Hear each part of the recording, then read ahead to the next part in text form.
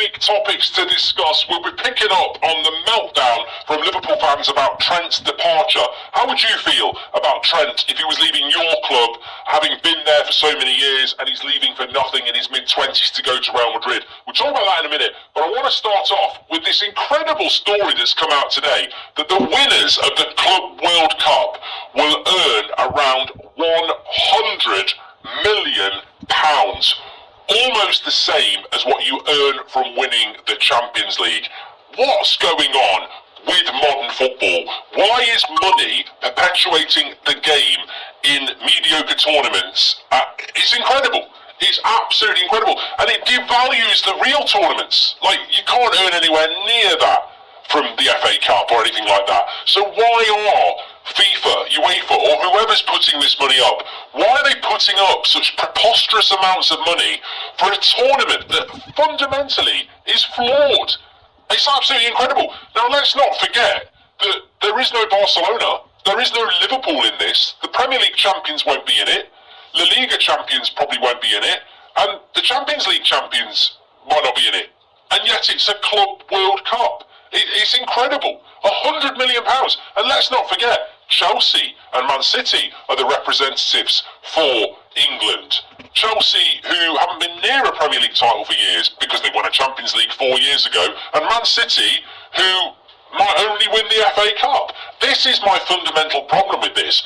You're throwing in ridiculous prize funds for a tournament that fundamentally has no credibility. This would be like having the 100 metres race at the Olympics and saying the 3 quickest people in the last 6 months aren't here because they weren't quick 3 years ago. That's what's happening. Like Chelsea, fair play, you're in there and you can earn a lot of money, but you're not one of the best teams in the world at the moment by your own admission. You're struggling to get into the top 5 in your domestic league. You're not even in the Champions League. You're not even in the Europa League. You're in the bloody Conference League. But you're representing England in a Club World Cup because you won the Champions League 4 years ago. The whole system is flawed. And then, on top of that, to compound that, you're offering up game-changing money. I'm sorry, I just find it absolutely absurd. Absolutely ridiculous. And I'd love to see somebody in the chat try and justify why this works. I mean, the money is incredible. £100 million of competition money. That's a seventh of Man City's revenue for the whole year. Like that for Chelsea, that's probably a quarter of their revenue for the year.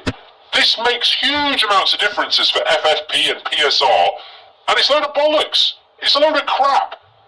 The Club World Cup should be the best teams in the world playing for that amount of money. If you're going to throw up significant funds like that, you better make sure your tournament actually has credibility. It doesn't. It simply doesn't.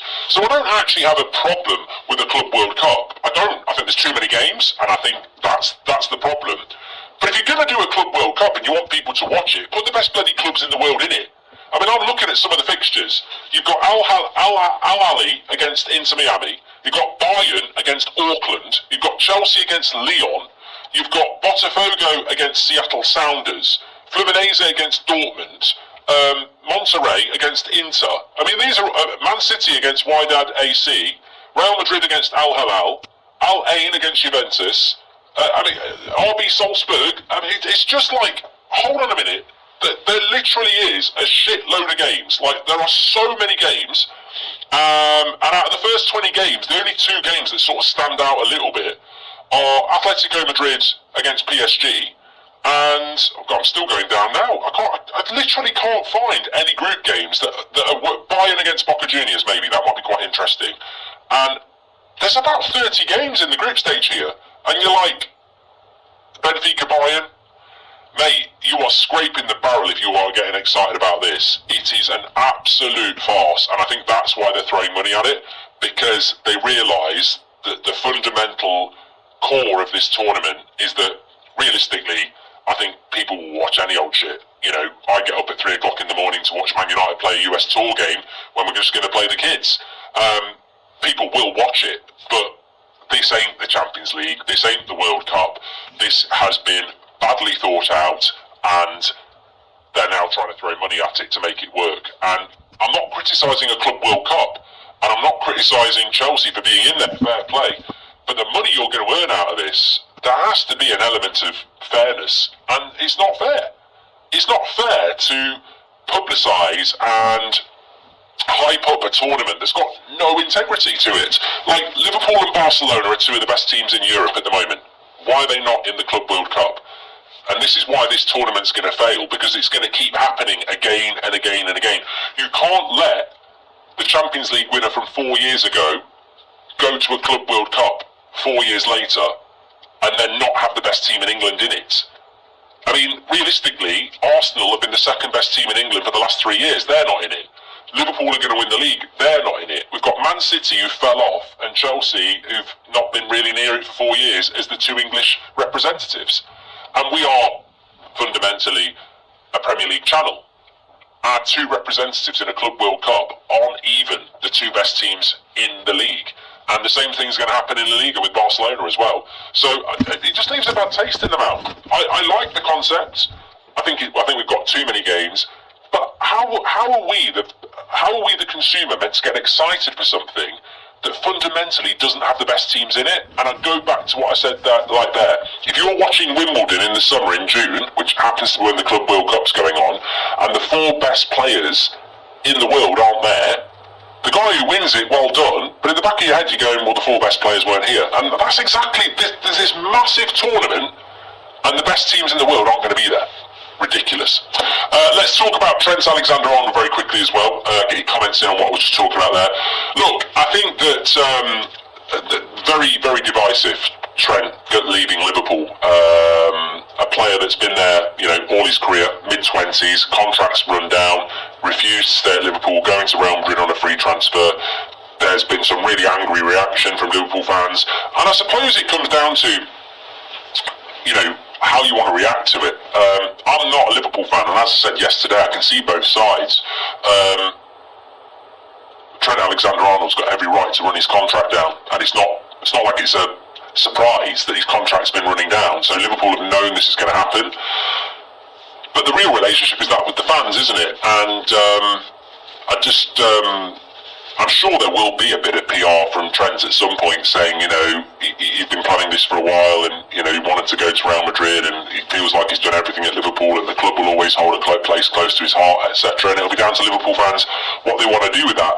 What I would say is that we can all have an opinion, but it's going to be a divisive point, isn't it? And I think, Man United are so crap at the moment, it's hard to think of a player that might do what Trent's going to do. But Ronaldo sort of did it in 2009, and it hurt. It really hurt. And he went to Real Madrid. But we did get 80 million quid. And I think the free transfer element was the thing I was thinking about. When Ronaldo went to Real Madrid, it was like, he just won the Ballon d'Or. He was the best player in the world for me at that point. And he goes to Real Madrid, and it hurts. We're Manchester United. We just won the league. We just got to the Champions League final, and he wants to go to Real Madrid because he thinks Real Madrid are better than us, and that hurts. It hurts. I get that. But we did get 80 million quid for it. But it still hurt because he wants to go and play for a club that he perceives is better. That's hard. But Liverpool have also got to put up with that, and the fact that he's from their youth setup, and the fact that he's going on a free. So you don't even get the money to reinvest. You get absolutely nothing other than what he's done for you over the last few years. So I get the frustration, but you also have to respect the fact that it's up to the player what he wants to do. So I'm not going to sit here and disrespect either side of the argument. I think you can understand why some people are unhappy, and you can understand why some people just want to move on. But football has changed a lot, and I think that these days people are going to run their contracts down a lot more because they want the money. And they might not be wrong for that, but they're like, why should Liverpool get 50 million quid when I can run my contract down and I can make the money out of it? And look, players are going to Saudi just for money. It's the world we live in. My personal feeling is, if it was happening at United and we were in that situation, I probably initially would be quite pissed off, because I'd be like, we're getting nothing for you. We're literally getting nothing for you, and this has been your platform. the flip side to that coin is, look at what I've given to you. You know, if you wanted to keep me, give me $500,000 a week or something like that. So there's always a flip side, is what I'm trying to say. But you can't argue with the fact that it's not cut and dry, is it? Like there are valid reasons why people would be pissed off. So let your comments in. Thanks everyone for watching. Make sure you smash like on the video and subscribe.